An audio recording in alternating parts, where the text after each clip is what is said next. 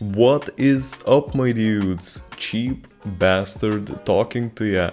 Today I'll compare RX 580 and GTX 1080, which I paired with my i5-4570. One of my subscribers suggested it and I really liked this idea, so without any big hesitation I just jumped into making this video.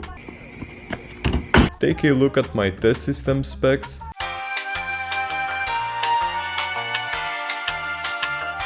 And let's move on to the benchmarks. And the first game tested was Rainbow Six Siege. Using 1080p ultra settings I got these results. With RX 580 I obviously got less FPS, but considering that on paper GTX 1080 is 80% faster than RX 580, I think that this i5 won't let GTX 1080 pull away from RX 580 that much. And now let's drop down to the GTA 5 zone.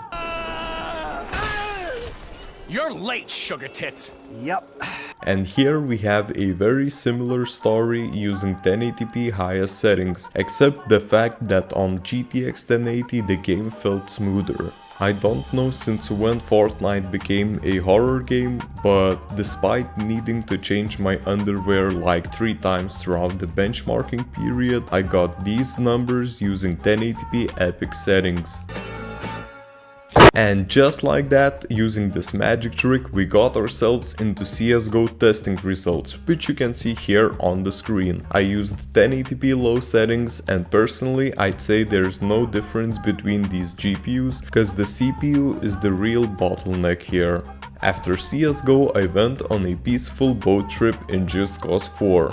Despite getting shot for like 35 times while passing by, I got a massive gap between our GPUs for the first time. On 1080p ultra settings, GTX 1080 performed almost twice as good. On Overwatch, using 1080p ultra settings, GTX 1080 beat the RX 580 by 40 FPS. Despite that, I lost the match. And before I show Need for Speed Heat benchmark numbers, I need to address this thing. Every time I leave the garage, this happens.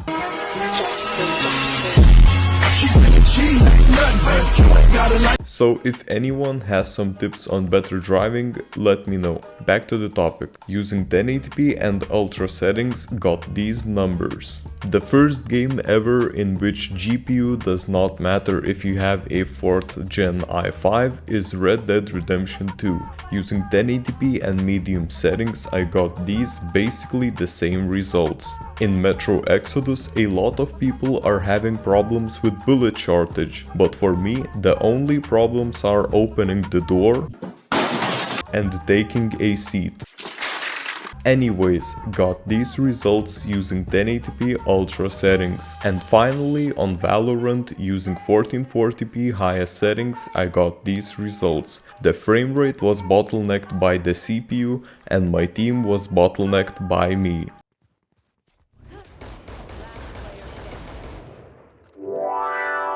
To conclude, buying a GTX 1080 for your 4th gen i5 is kinda overkill in most cases, but from the benchmarks I can clearly say that the perfect GPU for this processor is something more powerful than RX 580, but cheaper than GTX 1080. Subscribe to do epic skating tricks. And don't forget to stay cheap, my dudes. Cheap bastard out.